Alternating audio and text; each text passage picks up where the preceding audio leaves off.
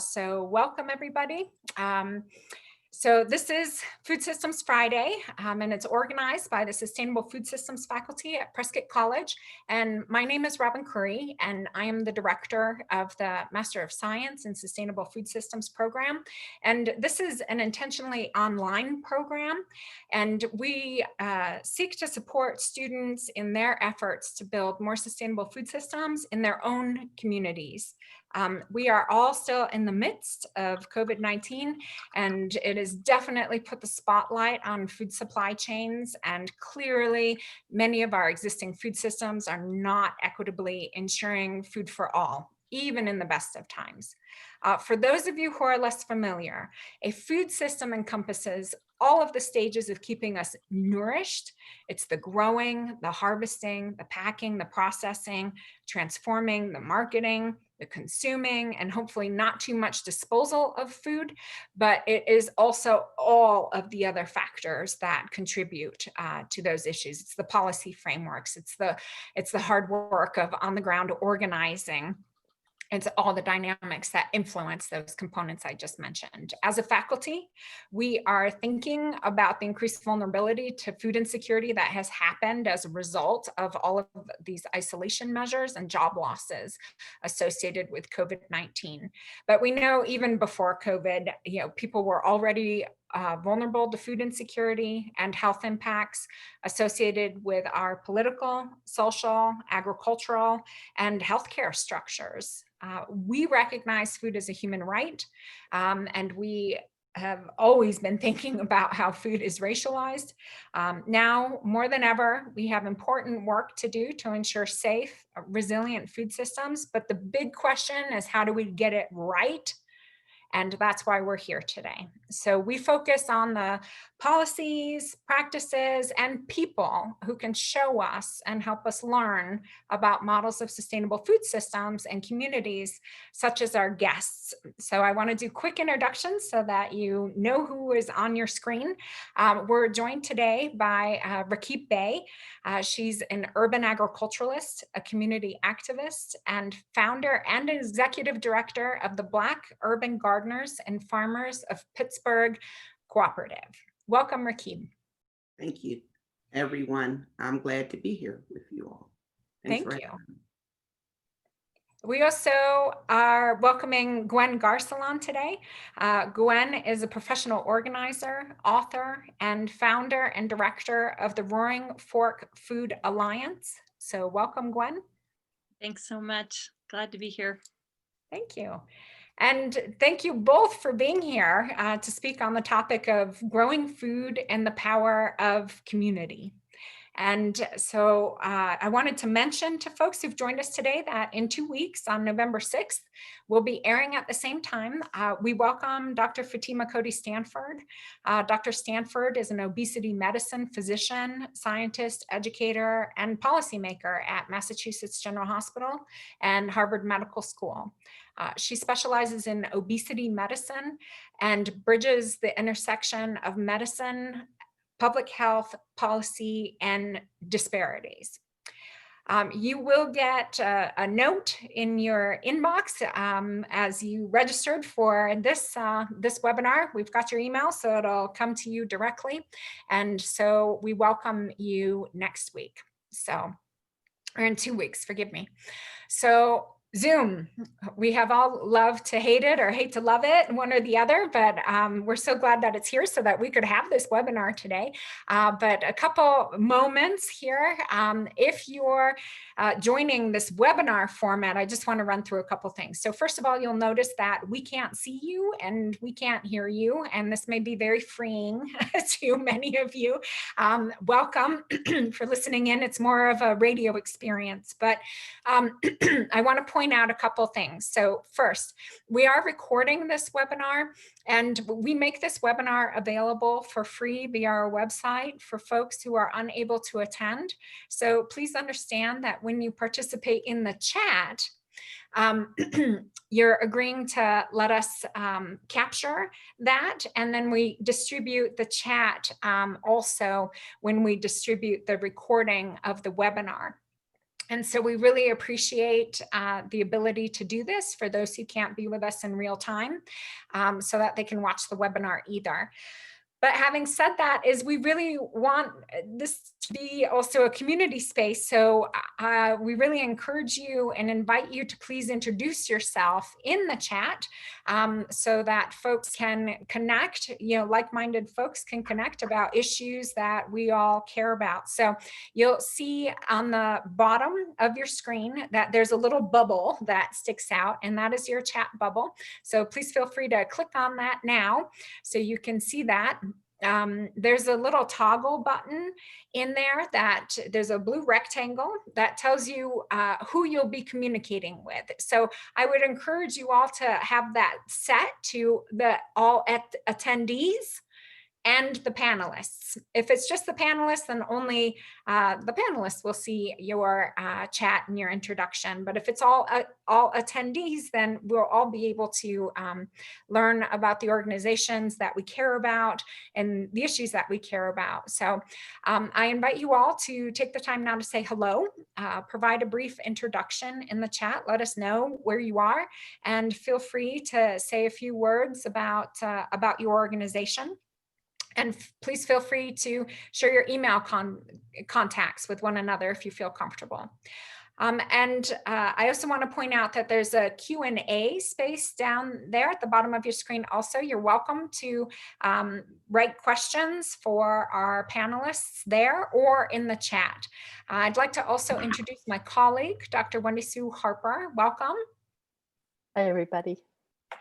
So in addition to Wendy Sue's faculty role in the MSFS program, where she teaches about soil, composting, and ecologically based agricultural practices for healthy soils and crops, Dr. Harper inspects crop farms and processors for organic certification. And Wendy Sue and I will both be monitoring both of those spaces, the Q&A and also the chat, so that we can put your questions to our panelists and have a great webinar discussion. So, as I mentioned, the theme here is on getting it right. And why this matters is that we are here to transform food systems, just a little thing like that. But we're here to transform food systems for the long-term provision of healthy food for all as a human right. And I think that this rights focus is critical. So the United Nations recognizes, and in aspects of international law, that there is a human right to adequate food.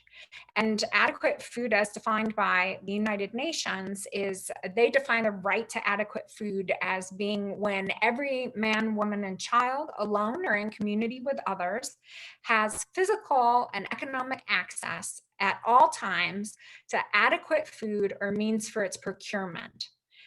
And they're made a point of stating that the right to adequate food shall therefore not be interpreted in a narrow or restrictive sense, which equates it with a minimum package of calories, proteins, or other specific nutrients, which had been the trend in food security and food assistance programs globally up until 1999, when the human right to food was written out by the United Nations.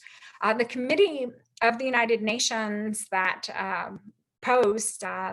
framed the right to food, the right to adequate food, considers the core content of the right to imply that there be availability of food in a quantity and quality sufficient to satisfy the dietary needs of individuals, free from adverse substances, and acceptable within a given culture. So this is a core content. The accessibility of such food should be in ways that are sustainable and that do not interfere with the enjoyment of other human rights. So these are the conversations that we would like to be having, and this is why we are here today. So you're taking time to join us today shows your commitment and care to the human right to food, and I thank you for this. But we also know that we're not always sure about how to build accountability into our work in food systems. And so for these reasons, I've invited both Raqueeb Bey and Gwen Garcelon today to help us learn more about that nitty gritty of how do we get this done? How do we build accountability into our work? How do we organize? How do we mobilize our communities to harness that power of community for growing food? So I think the very best way for us to get started is to ask you both about the growing food part of the power of community, and also to have you share a little bit more about what you do with your organizations. So Raqueeb, could you please share with us a bit about your engagement with gardens, gardeners, and farmers, the food growers? Greetings, everyone, and welcome once again. Thank you all at Prescott for having me, and I'm really excited to be here. So my name is Raqueeb Bey. I am the founder and executive director of the Black Urban Gardeners and Farmers of Pittsburgh Co-op. And I'm going to share with you our PowerPoint. Yeah, I did it. So yes, the Black Urban Gardeners and Farmers of Pittsburgh Co-op, we're a collective of Black growers here in the Western Pennsylvania area. Shout out to the person I seen in Lehigh Valley. I'm glad you're here. So I grew up in Pittsburgh in the urban area, the historical Hill District, the neighborhood there I live in is known as the Lower Hill District or Uptown. I helped my parents plant food in our backyard occasionally. We had like an acre, our backyard was about an acre, but they would plant simple things like greens. Strawberries come up every year, but my father had 12 fig trees, and the number 12 was very important to me. As a young woman in the 90s, I moved to Atlanta, but in 2000, I came back to help my mother take care of my dad who was sick. And I promised her that I would do that. One of the things he said to me is he needed me to help in a community garden we used to have down here. The Western Pennsylvania Conservation had started. Our neighbors and my parents, they had a 40 by 40 plot. So he told me he wanted me to go out there and weed, and I was pulling up food, and the elders was like, no. So I would help out there occasionally, and they gave me a volunteer position as community garden manager. It was very simple. I divvied out plots and settled disputes sometimes. However, 2 years later in 2002, the water that we were using from an apartment complex, they got a new manager and they didn't let us use the water anymore. So I didn't know anything back then about rain harvesting. So the garden basically ended. A barbershop in the area used to have a small garden, and I helped the guy who owned the barbershop, Mr. Orlando. But in 2007, we had a tornado here, and it knocked down a lot of homes and buildings, not my parents' or our home. It did knock down Harry Orlando's barbershop. So in 2010, an urban farm started in this area, Landslide Community Farms, which I'm on the board of directors for. They started a small community garden in this area. And that in 2011, a year after that, I noticed it wasn't no Black people there, only one other Black woman there. And I knew her from some previous social justice work. And I asked her, can me and my friends have a bed to teach our children how to grow food? And it was 12 of us adults. And between us all, we had 17 children. And that was in 2011 in the Hill District of Pittsburgh. We started Mama Africa's Green Scouts. And our mission was simple, to teach Black children how to grow food. As you see here, we're interested in growing food, minds, and leaders. and therefore growing Black farmers as well. In 2015, we had an opportunity to work in a neighborhood in the east end of Homewood, which you'll learn more about. It's a food apartheid neighborhood called Homewood. You're familiar with the term food desert, but we say food apartheid. A trending word is healthy food priority area. I don't use that. I call it what it is, food apartheid. It's just a neighborhood of 6,000 residents where, and mostly Black residents, and there hasn't been a grocery store since 1995. And this is the reality that 48% of Homewood residents worry whether their food will run out before they have more money to buy it. This is a neighborhood where the majority of blighted lots in Pittsburgh is this neighborhood, where the high school, there isn't books in the high school, a high crime rate. And this is our reality, that this is an underserved neighborhood that doesn't have a grocery store, hasn't had a grocery store. No one should have to shop outside of their community for fresh produce. Like most food apartheid areas, there are corner stores where the food is unhealthy and costly. So we knew we needed for equity to equality to address food access. And that's what we did. We took surveys when we started the Black Urban Gardeners and Farmers of Pittsburgh in 2015. Once again, there were 12 other people who are Black growers and also community activists. And we knew we wanted to work in Homewood because it's a food apartheid area, but we needed goals to address food access. So we knew we needed a farmer's market. That's what the community told us, a farm. And we also know that we needed a grocery store eventually, but nothing happens overnight. So that's what we did. We worked for equity to create an urban farm. In 2017, we acquired 31,000 square foot of property from the city of Pittsburgh's Adopt a Lot program, where you can take a blighted lot and use it for a green space. And we decided to do that for a farm. And this is what it looked like when we cut it down. There was over 5 and 6 feet, not weeds, but brush. And it took us all season in 2017 to keep the brush down. So we know there's no fresh produce in these groceries, these little mom and pop stores, bodegas, but we knew we needed to provide food for the community, for fresh produce. So we decided to build a hoop house on our farm. And in 2017, we went to Grow and Power, which was an urban farm area ran by Mr. Will Allen, who is a Black grower as well. Milwaukee's temperature is colder than Pittsburgh. It gets 30 below sometime there. However, he grows food all year long. So we went there for a training to learn his method for hoop house farming. And 2018, we grew our hoop house in the hood. That's a picture of it. The first day when we finished building, it was a 2-day educational event. That was our first educational event, and we were a teaching forum as well. So this was liberation for us all, for equity, to end white supremacy, so that food access in Homewood, in Black and brown communities, could be fair, just, and equitable.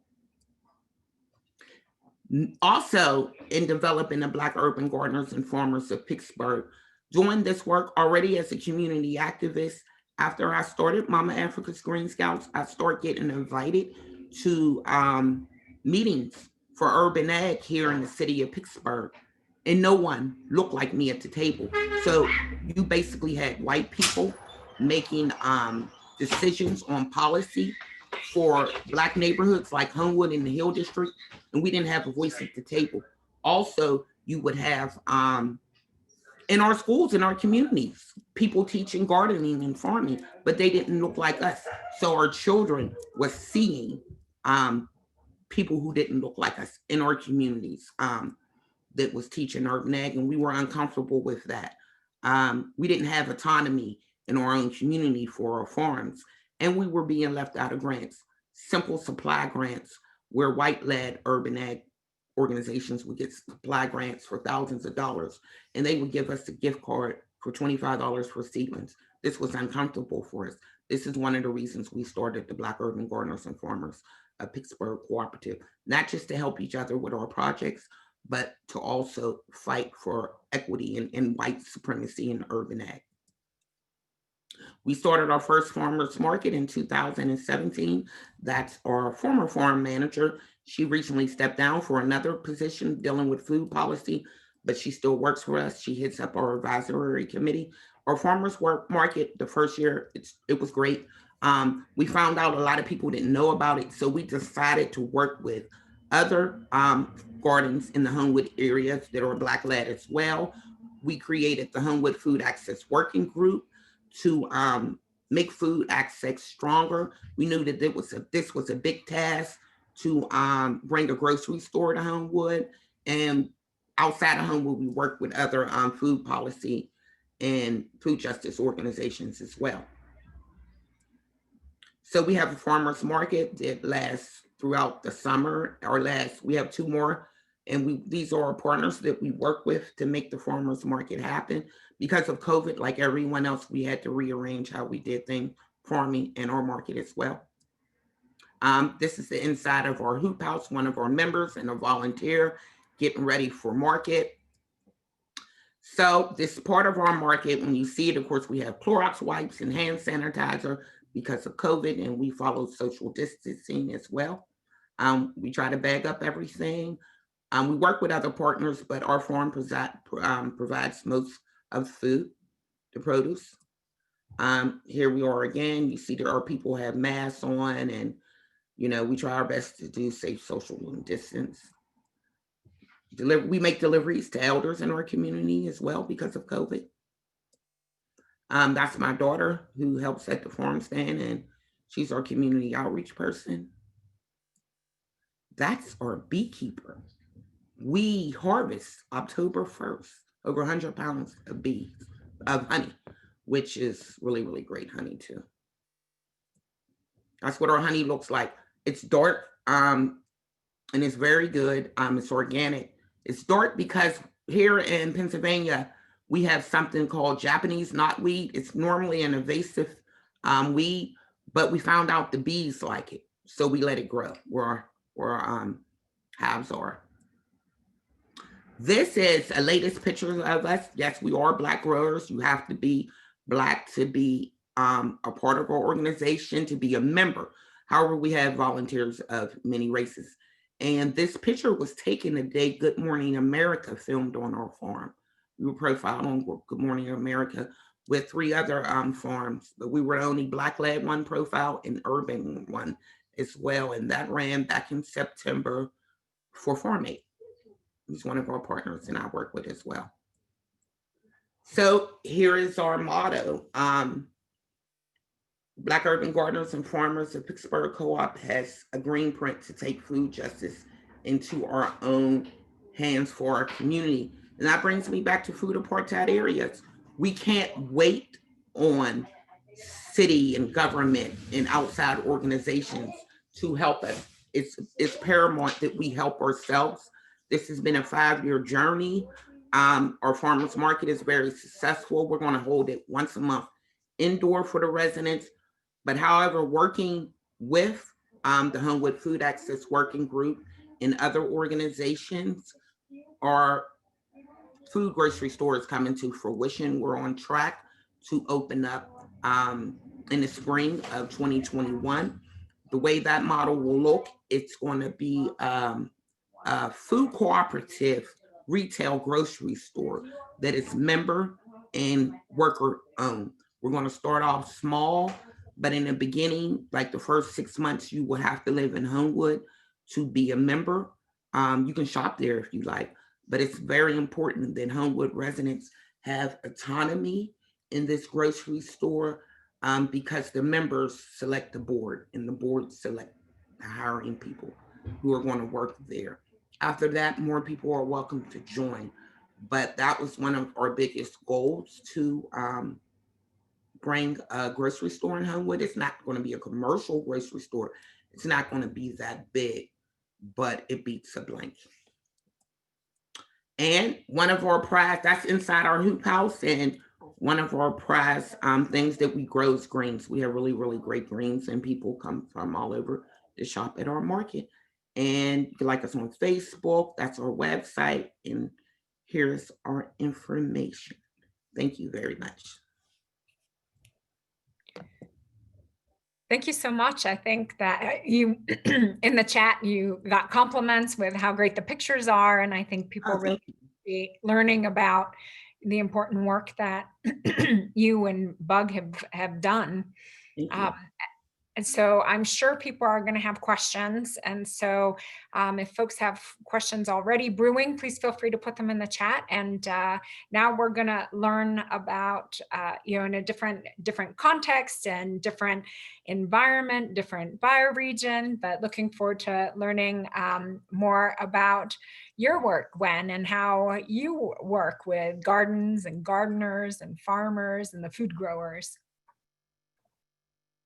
Awesome. Yeah, so excited to get to follow Raqueeb. And even though we're have those so many differences between what we do, it's the things that are common that are really exciting to me.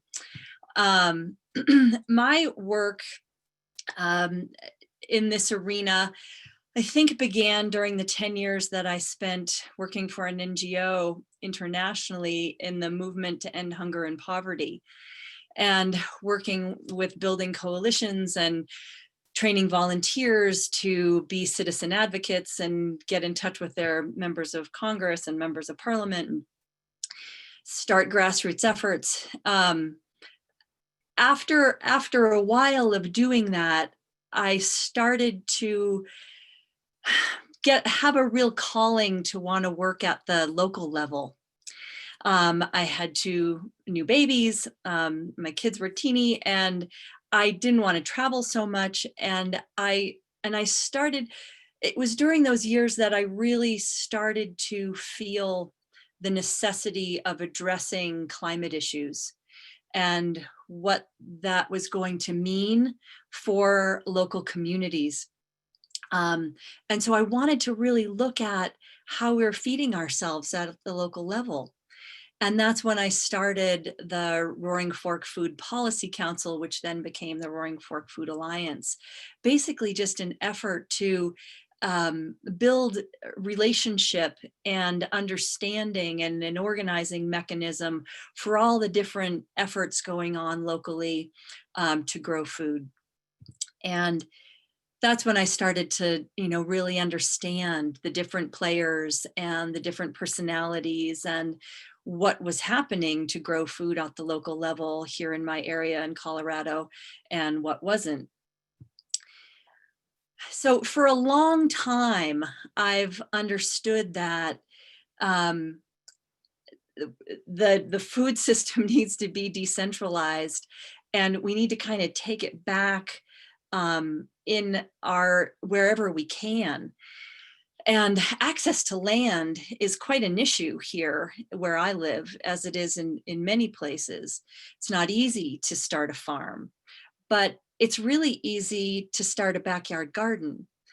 And I'd tried it before and realized, there's a lot to learn. And sometimes it feels like, that you're putting all this effort in and not getting very much back, and you should probably just go to the farmer's market. But I realized that, this spring, when COVID really started to hit and people started talking about victory gardens, I noticed a moment, and this is something important, I think, for anyone starting an effort. It's like there's a timing that really makes sense. And so something that you may have not have been able to get off the ground for a long time, finally there's that moment that you can. And I'd also had a conversation with a master gardener, and master gardeners exist through all the extension offices all around the country. And I started to realize that, they have a lot of volunteer hours, and it's probably going to be hard for them to accomplish that this summer because they can't get out like they normally do. What if we could match master gardeners with people who wanted to start backyard gardens and have them be really successful and productive, and then they could donate excess produce to our local food pantries? and kind of close another gap, close another loop here locally. So that's really what happened. I reached out to the extension office. We got master gardeners hooked up with people. We had an application process so we could understand if people were appropriate, if they had, the right, situation to actually start a garden. And we started. My goal was to get 20 gardens started. Wanted to make it doable. And we were able to do that. So I'm going to show you some of the pictures of these gardens because it's always fun to see that. Okay, this is one that was started, and these are all non-traditional gardens. So, we started to realize that this can happen anywhere. A lot of the people, this was a person who was a renter. Are you guys seeing this okay? Nope, I'm not seeing the slide, Gwen. So maybe we could try again with the share screen function down at the bottom. Okay, let's see. Okay, forgot to hit you'd think after all these to this time I would be able to get it right. Are we? You know what? This is Zoom land. It's fine. So okay. Perfect. It's in it now. Okay, so this is what this started. This is what this looked like. Compact ground, tiny backyard behind an apartment building, and got some shade. And through the mentoring of master gardener, realized that what to plant that got some shade, and how to make really great soil. And so it ended up being this incredibly productive plot that is still producing food here into October. The most amazing broccoli I've ever seen, and produced broccoli all summer. These huge cucumbers. And we were bringing, a lot of the people with these gardens were bringing donations to the food pantry all throughout the summer. Another of the garden spaces was in a community garden. This is actually these are my two plots. I wanted to participate in this personally so that I can understand what it was really like. These are my kids preparing the soil in these garden beds that were full of weeds and rocks and hadn't been used in a couple of years. And we got them to look like this. And it's just been amazing to see what happens through. I planted really thickly, so a lot of companion planting to really maximize what was possible in these smaller garden beds. And the yield has just been so incredible. This is another garden that there was just another bunch of renters who lived in sort of communal home, 3 couples living together. One of the couples were friends of mine, and they got their other 2 friends to build garden beds as well in this big unused backyard. And it's just amazing to see these unused lawns becoming so productive. This is probably the most exciting one. This is a lot that stood empty for 10 years. And the guy who lived in the house finally saw that this program was available. He had some background growing food and just killed off all the weeds in this huge backyard. And this is what it looks like now. And he lives a block away from the food pantry. And he's taken about 300 pounds of food over to the food pantry from this 60 by 80 lot. These are some of, when he was just starting to set up the irrigation, and that's what these hugely productive things. It's just, it's been so wonderful to be able to offer people something really positive to do during this time when people are feeling such a loss of control. I think being able to feed yourself and feed others is probably one of the most powerful things we can do. And that was what I was hearing from people who'd participated in the program. And so I'm happy to talk more about this, but that was the main thing that that was really a win out of all of the relationships that have been built over the last 8 years through doing this, was really trusting that we can plug this in and using existing resources out there. We got compost donated from our local landfill that has an industrial compost program. They were happy to come and give a truckload of compost to this program.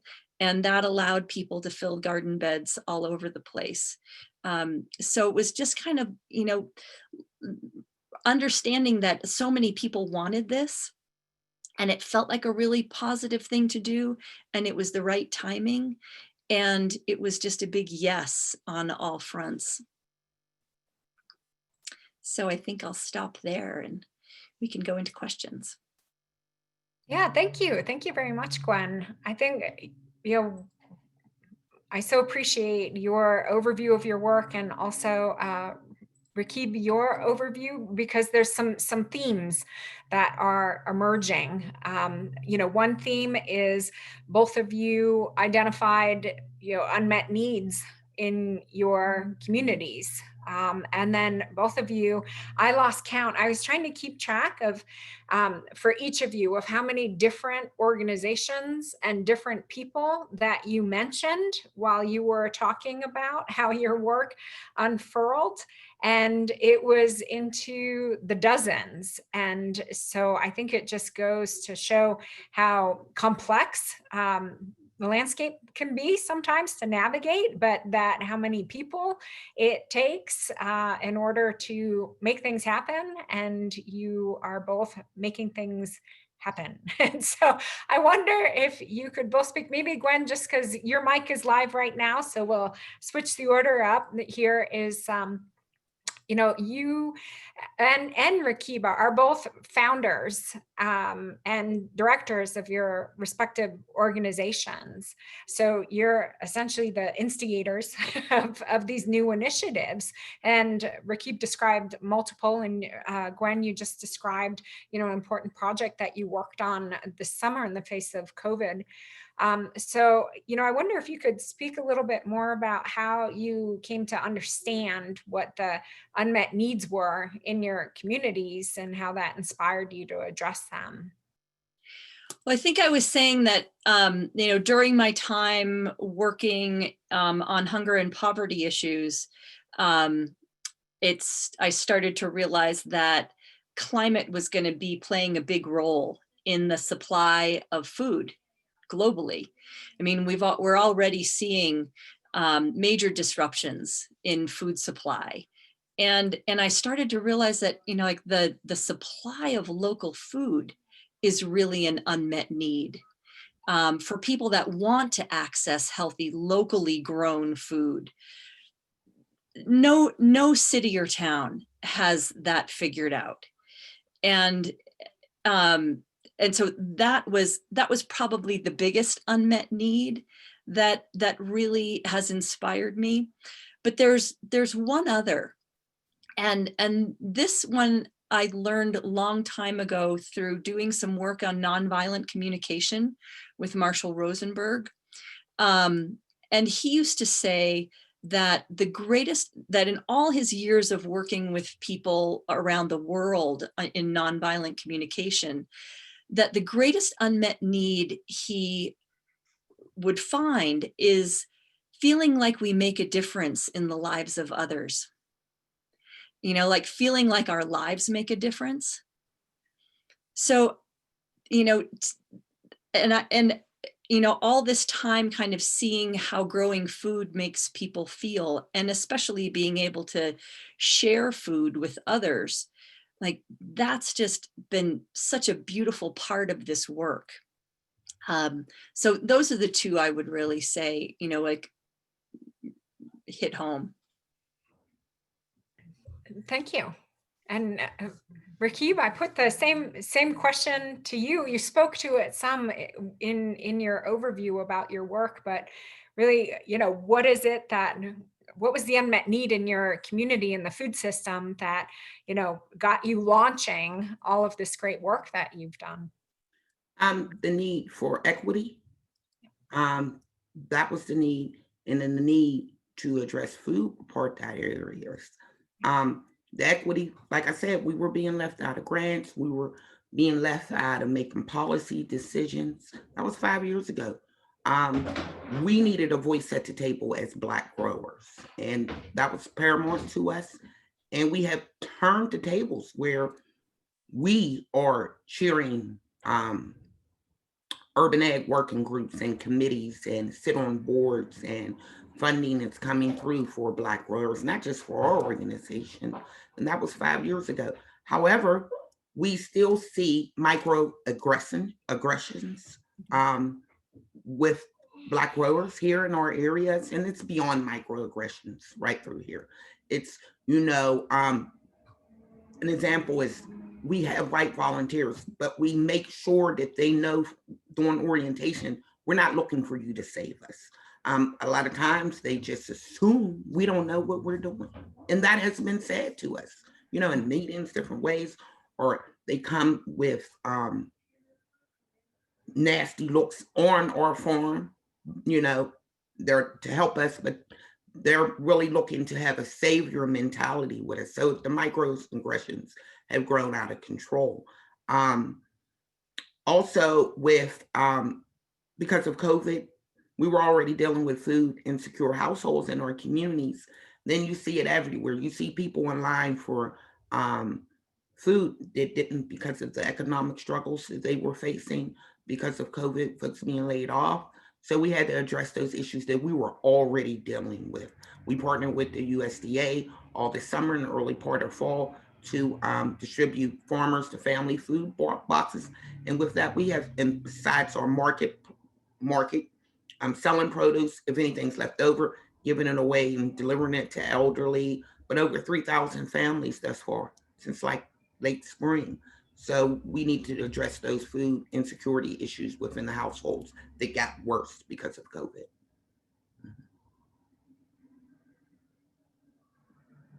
You're muted. Zoom. So, thank you.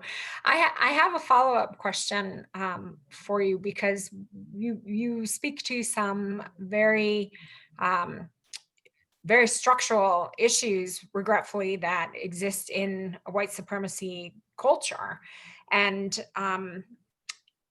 yet, in the face of all of this, your organization has been, as you said, we turned the tables. We went from not being invited to the table to chairing the boards.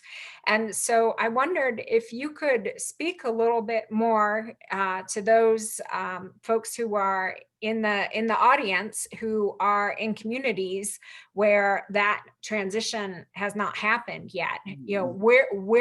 How did you start? Where did you get started? So, as I said, I already had a background in activism, fighting for fair housing, anti-gentrification, leads in my community, things like that. So it comes natural to us. And once again, our first meeting for Bugs Pittsburgh, there were 12 people there, and we already had a strong foundation in community organizing and activism. So it came natural to all of us. We have made dents in how urban ag is viewed. I'm a commissioner for the city of Pittsburgh. Like I said, we sit on various boards, head of boards, task force. However, it's never enough, because we still find these struggles that we have to deal with white supremacy. Yes, we have a voice at the table now, but it's more important that we create our own table, because land access, not just in urban areas, rural areas as well, but for Black farmers, because that's what I'm here for, Black growers, is an issue. So this, right after COVID started in the early spring here in Pittsburgh, we created the Black Land Access and Food Task Force Committee, because it was paramount. Yes, now we got a voice at the table, but we need our own table. I see a question here from Susan from Lehigh Valley. Working with our food policy council, but with this work has taken us to statewide Like for instance, I'm on the steering committee for PA Wagon, which is Pennsylvania Women's Agricultural Network. I've been on there for, I don't know how many years, 4 years. My first symposium with them, there was only one other Black person there at the symposium. Last December, we had it in Philadelphia, and there was close to 300 people there, and the majority of them were Black and brown people. And yes, Susan, I do work with the Black Church Food Security Network. I just met Reverend Brown. We both serve on the board for NESAW, which is the Northeastern Sustainable Agricultural Working Group, which is regional for the eastern part of the United States. And he is my board buddy because I just got on the board in August. And yes, he's a great person. But yeah, that's important to us, a voice at the table, but it's more paramount because of microaggressions that we have our own table. Thank you. I think, one of those common themes with both of your work is about how many different groups of folks that you're engaged with, how many different stakeholder groups you're engaged with. So, while both of you have been talking, it's volunteers, it's peer organizations, it's extension, it's city governments, it's academic landscapes, and so I wondered. Maybe I'll put this one to Gwen first is, could you just identify some of the groups that you work with and how that network supports your work? I think it's different with every kind of organizing and every place. But what's similar is that you just kind of start where you are and you start building relationships with the people who show up. Our first fiscal sponsor, the Food Alliance has never become its own nonprofit. It's something I'm kind of staunch about, is not creating another piece of infrastructure, but working within existing pieces of social infrastructure. So the first fiscal sponsor we had so that we could get some grant money was something called the Community Office for Resource Efficiency. So they worked mainly with energy efficiency, but they'd been doing some local food work. And so we worked together on a couple of local projects, and then they became our fiscal sponsor. And so I think, with each of those relationships, you kind of can show people their connection to local food that they might not have really embraced before. Another interesting one has been our local college. There was a group through the permaculture classes that wanted to start a food forest here in town, permaculture-based food forest. And they needed a organization to kind of to co-sponsor the project with, so that the town had an sort of a formal entity to interact with, not just sort of the student group that may come and go. So the Food Alliance became the signatory of that project, so that we had a relationship with the town. We also had a relationship with the college because I was a teacher there, so you just kind of, you keep knitting together whoever kind of shows up to be part of things. And it's, of course, that kind of network that, you can continue to draw on, but you just show up for people where there's a need that you can meet. And that builds the kinds of relationships that, make all the difference. Yeah, thank you. Raqueeb, I have a follow-up question for you, because you had already identified so many of those, the different working groups that you're engaged in, that you've initiated, the organizations that you're affiliated with. But you're welcome to call out some of those if you'd like to, let folks know who are chiming in, sort of who some of the other groups are that you're working with. but I'd also love to hear from you about, what are some of those best practices for collaboration? Because, we're all food people here. When there are lots of cooks in the kitchen, so how does that work? How does that collaboration work well for you? So one of the things that I found, there was like a lot of competition. Pittsburgh is very small. In Pittsburgh, the city, there's only 300,000 of us. So there was a lot of competition and it got nasty, which was shocking to me because we're growing food. This is for our lives. There's no grocery store in this area once again. So I had to work with others to crush egos and let them know this is not a competition. I mean, people would get upset about other people starting gardens in Homewood. Homewood has 617 blighted lots. Are you kidding me? More people need to learn to grow food. So that was number one. We had to crush people's egos. This is not a competition. We're dying, because of lack of healthy food access. So that's number one. So we had to learn to work together. That's why we started the Homewood Food Access Working Group. And these were teachable moments. And we also work with other organizations outside of Homewood, like Grow Pittsburgh, the Pittsburgh Food Policy Council, the Pittsburgh Food Trust, Just Harvest. These are just some of the groups. But we also made it clear to them that any decisions for Homewood regarding food access, we will be making these decisions together with our partners. We'll take your input, but we're leading this work. So we do work with our local Penn State Cooperative Extension. It's here in Pennsylvania. We work with them somewhat. Most of my work done, I could remember doing outreach to Penn State Cooperative Extension before I started Bugs, and I wouldn't get a response. And then when Bugs started, they were quick to get back to me. Most of my work with them has been through Pennsylvania Women's Agricultural Network.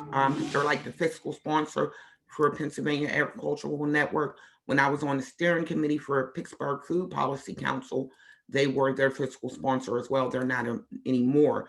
I think it's Ohio Food Network or something like that. Well, anyway, not on the steering committee for them anymore. We work very closely with the Pennsylvania State Agricultural Institute here with Secretary Russell Redding. We actually created a working group for just Black and brown people in Pennsylvania to get barriers for farming, not just urban farming, but rural farming for Black and brown people to get away from those barriers and to address them. We have like quarterly meetings with him. National work with the New Young Farmers Coalition as well. Regional work with NESAL. So collaboration is very important.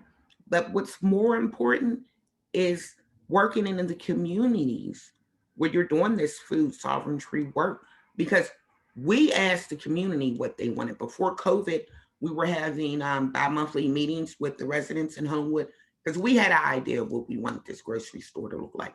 But it was more important what they wanted. We knew we had a prototype for 60% produce, 40% staple.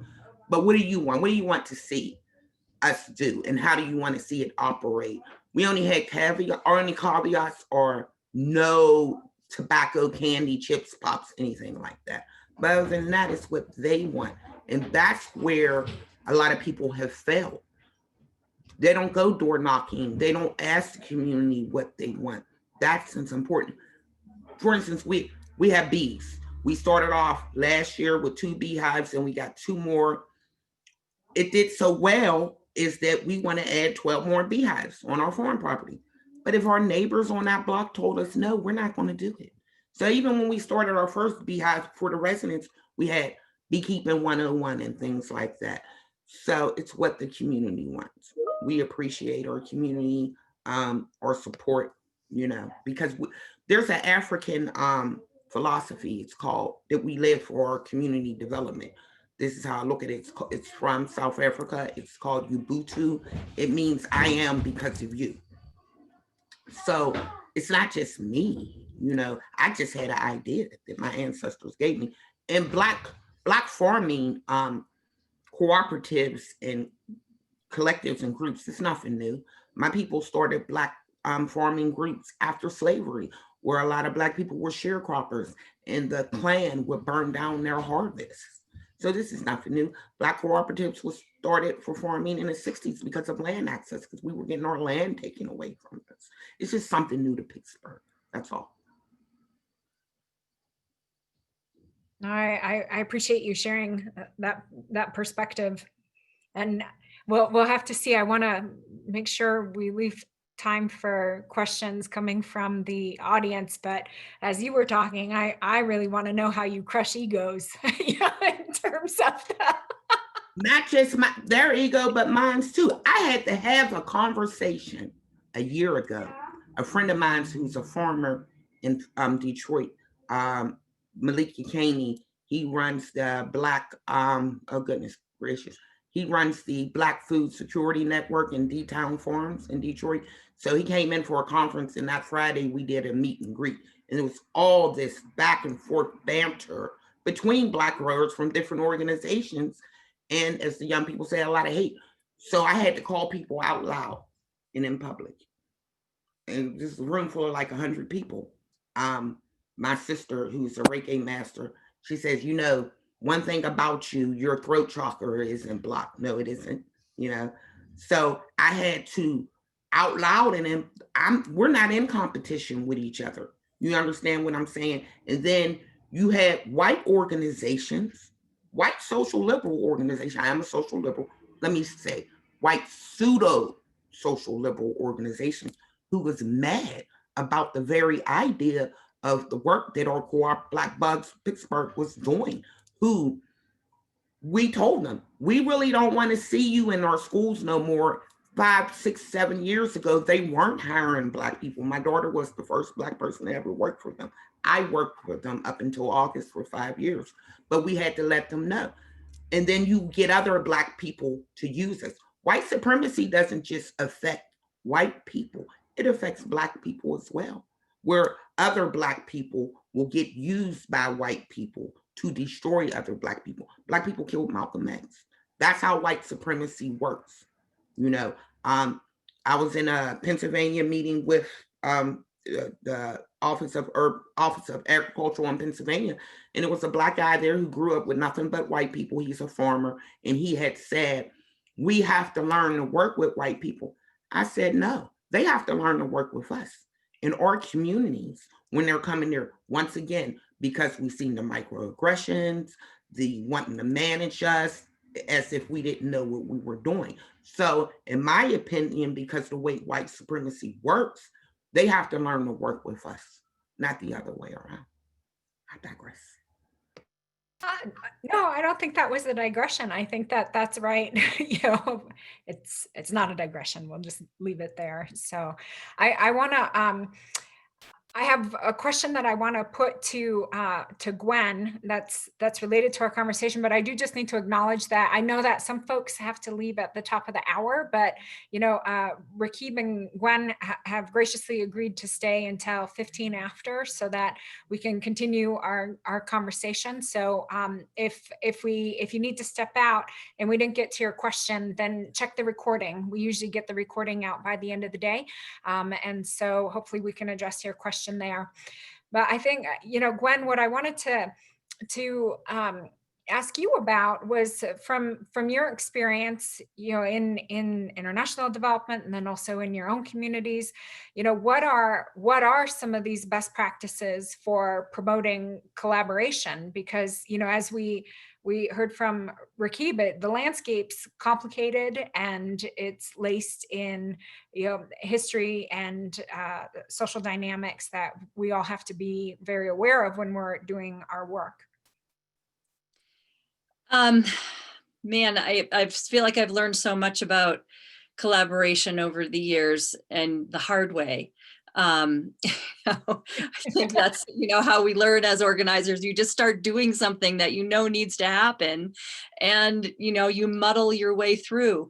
But to anyone starting to kind of build collaboration or starting something that you want to be a collaborative effort, is honor the crap out of others. find out what others have done and what already exists and who cares about it and what their position is, what their interest is in it, and really spend the bulk of the time understanding what others are doing and why they care and what they're bringing to the table already. And then start from there to let the collaboration emerge. I think that's something that we often learn the hard way too, is, we come into a collaborative effort, but we've got an agenda and, we think we have an idea of how things should go. And that will send any collaboration sideways. It's so much about letting the collaboration emerge through understanding and listening to each other and being patient. I think that's what I'd say about that. Yeah, thank you. Thank you so much. I think that we've heard that now twice in two different ways from both of you with your organizing experience about, asking in the community and letting those topics emerge. And that's very challenging sometimes for example, for some of our students who are like, well, where's the list? How do I do this? And you're like, well, that's not how relationships work. And that's what I'm hearing from both of you also, is the importance of relationships and your collaborations. So I want to make sure that we have time for some of the questions that came in. And there was a question from Susan, and so she was asking about the food cooperative that is soon to be in your community, Raqueeb. And she says that, in her area, there have been plans for 4 years and the board members come and go and the date keeps getting pushed back. And so, and she says it's so frustrating. And so she asks, to the panel, any thoughts on how to move this forward? So it is hard. For 2 years in a row, my daughter and I, because she's our community outreach person, have attended, it's a conference. It's called Up and Coming Food Co-op Initiative. This year, it's every March. This year it was in Madison, the year before last, Milwaukee, right? I was supposed to go 3 years ago, but my dad died. So, my stepfather rather. Well, anyway, I thought I had it, right? That I knew. My first class that first year was, so the way the conference work is in stages where you are like 1 to 5. So 1 is like concept and you're just getting off the ground and it goes further, So I did mostly level 1 classes, and my first class at the conference was Cooperative 101, Cooperative Grocery Stores 101. I thought I knew something. I knew absolutely. I didn't know anything. We had to really go back to square one, and this was 2 years ago, even for our business plan, because food cooperatives use a different business plan model than most businesses would. So we had to take it back stage 1, but I learned so much this year. It's not going to, it may be live, it may be there in person, but it won't be until fall. They just sent us a survey, or it may be virtual. I'll get the link and put it in for you, but that helped a lot. One of the things that first year I learned, the average cooperative to get off the ground takes 3 to 5 years. In Black and brown communities, underserved communities, it takes 5 to 7. So I see like Detroit, they're like in year 4 with about 1,200 members already. They have their land and the architectural design, but they haven't built it up yet. Flint, Michigan has about 800 members. They're like in year 3, but their store isn't open. Little Africa Co-op in Cleveland has about 200 members and their store has been open. So it's odd with us. It's like a mix because we have building space and we just got a grant from the Department of Agricultural to renovate. So we're kind of weird. We're like between level 1 and between level 5. But that is the thing, keeping people involved, keeping membership involved. A new thing that's trending with cooperative grocery stores is not opening until you have a certain amount of members. So we said, okay, we're going to wait till we get about 500 members. We haven't even started doing outreach for membership first. We have this grant to do renovations. We have a space now. We have to hire a general manager, and that person will be Black. We work with the National Food Black Justice Alliance because they're training Black men and women to be general managers for food cooperative grocery store. Our part in this initially is just to be the initiators, to let the community run this. But it looks like we're going to stay a little bit longer. However, working with our lead partners, which is Sankofa Village Garden, Junior Green Corps, and Oasis Food, these are the groups in Homewood. We're going to do this together because I like to start things and get it started. But this is a big project and step off, right? Because my plate is full. But it's about community outreach. It's definitely about community outreach, getting residents involved, community members and stakeholders to a degree as well. That's the best advice I can give you. I will send you the link for the information I have from it happens every year. It helps a lot. It really does. Thank you. Although, you know, as we learn about the history of your organization and all the great things happening in Pittsburgh, it doesn't sound like you're weird. It sounds like there's lots of you know, solid organizing and mobilizing that's happening. There was another question that came from the audience. So the question was, how helpful was the cooperative extension in providing materials for folks to start their gardens? So I think, Gwen, this is directed more towards you.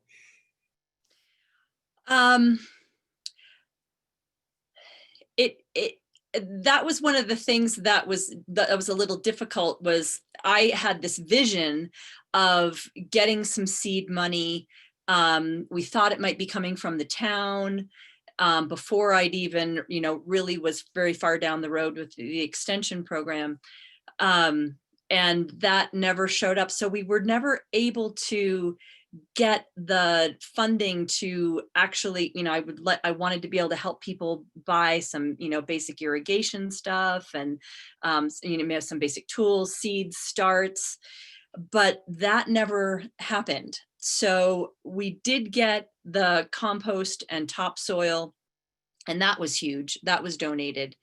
So, I mean, I think the lesson there was to just keep going as much as you can, you know, even in the face of things not showing up that you had expected. So, you know, we couldn't reach some of the people who had more material needs. And that will be something that we hopefully can do a lot better with next year. The extension office, you know, like, I think this is true with a lot of institutions, especially as they get bigger. There's a bureaucratic process that you have to work through. And sometimes that doesn't match up with the timeline you're working with, and it can all be very frustrating. So to just kind of hang in there and be really grateful for what is showing up, which was the garden mentors who are willing to use their volunteer hours to help people. And, you know, so there was a lot of that happened, and we'll work out the financial pieces of it over the winter. And now that my relationship with the extension office is deeper, and we're working with a program called the Grow and Give program that was started to you know, basically reach out to people who already had gardens and see if they would maybe plant more so they could donate more to the food pantries. But they didn't have a part of the program that was about creating new gardeners. And so that's where the Home Food Garden Project was becoming a big complement of this program that was already started through CSU Extension. And so we can, you know, build some more funding in through that, so we can work collaboratively on grants. So I guess the lesson learned is, sometimes it just doesn't, the wheels don't start clicking like you'd like them to, but if you hang in there, the resources I think will start to come. So for Pennsylvania, as I stated, it's Penn State Cooperative Extension. I have had a love-hate relationship with them. Matter of fact, someone interviewed me about 3 weeks ago. So it varies wherever you are. Being a former steering committee member for the Pittsburgh Food Policy Council, or fiscal sponsor was like Penn State, and we work with Penn State Cooperative Extension. It's the food policy group. They really didn't want us getting into politics, so we had to leave. The same thing with PA Wagon. They didn't want us to get into the politics of things, so we had to leave.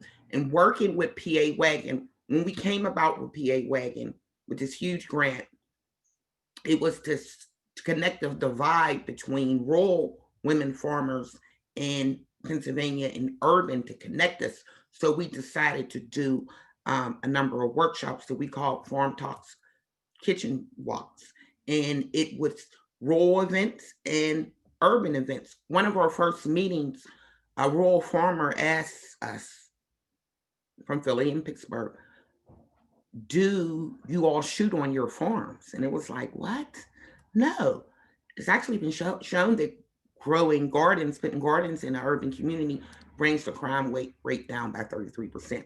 And then they told us if we came to their farms, which were mostly in central Pennsylvania, that they have to warn their neighbors that we're coming because we're Black and brown. So we didn't go because we weren't going to take ourselves there or youth from our program there. The person that at the time, the last 2 years, I worked with Penn State Cooperative Extension because they worked with us with PA Wagon. It was a nightmare. It really was. Once again, it was the microaggressions. These farm walks, kitchen talks every year would be on Bug's farm, and she was trying to take it to another farm. So it was a nightmare, and I had to have that conversation with her out loud and out public to please back off.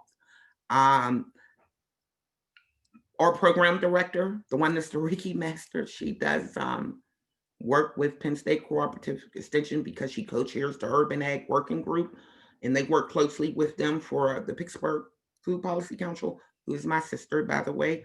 She's a doctor of holistic healing and a therapist, clinical therapist. She has her master's in psychology. She, works with them well. But I will say they do a lot of webinars, especially since COVID, of things related to COVID and things like that. So I, through the years, have had a love-hate relationship with Penn State Cooperative Extension, Penn State in general. So it depends on the person, basically. I think that's a theme we can all relate with, right? having our collaborations depend upon who it is specifically we're collaborating. I think this is going to be our last question, but I wanted to make sure that I got to it. And so this is from Tanya, and Tanya says that Ms. Bey already spoke about how COVID increased problems with food insecurity, and Tanya would love to hear from both speakers as to whether COVID also increased interest in and support for urban farming. And then related is, wondering if there was any money behind that.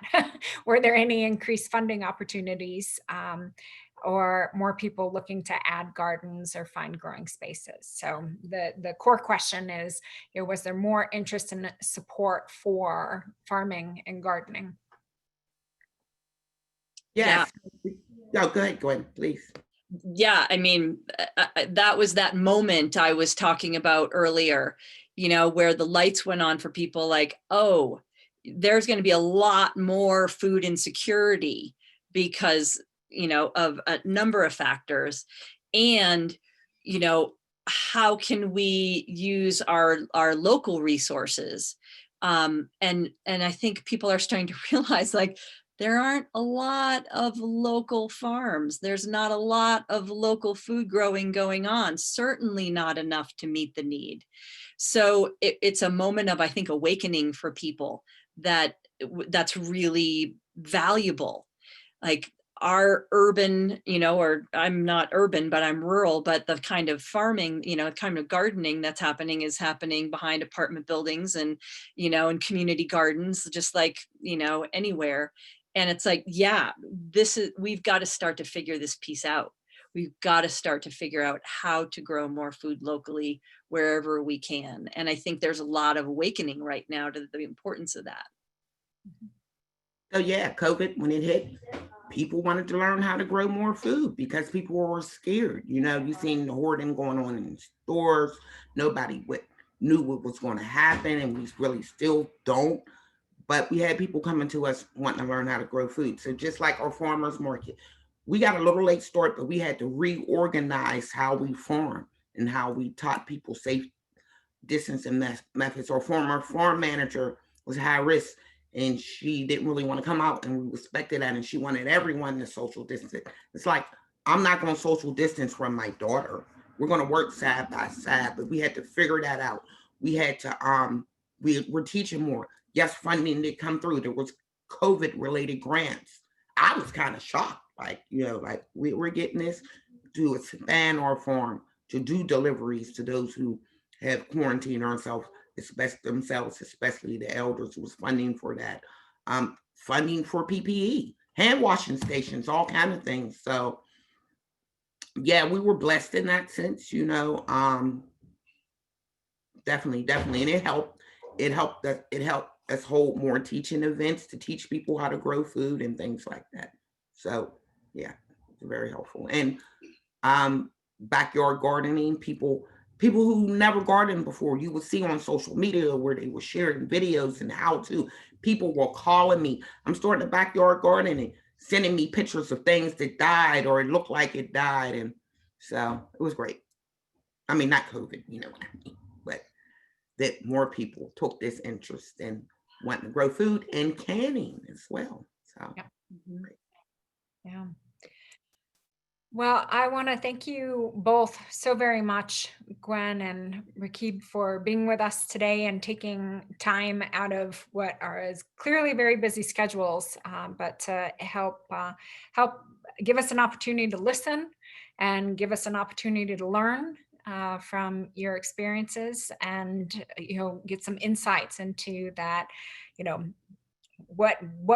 what needs to happen on the ground to make the work that both of you are doing a reality. And I have to say, both of you make it look so easy, but having worked in this area also, it's not. So thank you both for what you're doing for food systems, and thanks for giving us the opportunity to learn from the both of you. Thank you all. And the lady who said 1,200 people co-op in the Midwest, I am impressed. I really am. That's very impressive. Yeah. So that. Thank you all for listening. Yes. So I think that was Susan, and she's the one that you put the posting for the up and coming Yes. co-op for. So there may be some good things happening with these connections, networking, and here it is. Email and our website. So thank you. Yeah, wonderful. Well, thank you so much. Nice meeting you all, and thanks for having a nice meeting you, Gwen. If I'm ever in Arizona, which will not be in the summer, that was the first time I went in the summer. My cousin jogs in 100 temperature. She really does. Well, anyway, yeah. I'll look you up and all of you all, thank you very much. And everybody stay safe and enjoy your weekend. Thank you so much. All right. Bye-bye. Thank you very much. Thank you, Gwen. You bet. And thank you to all of you who've joined us, and we'll get the recording out, and please feel free to distribute it once we get it to you. And thank you so much for spending your time to learn more about sustainable food systems, which is what we care so much about. So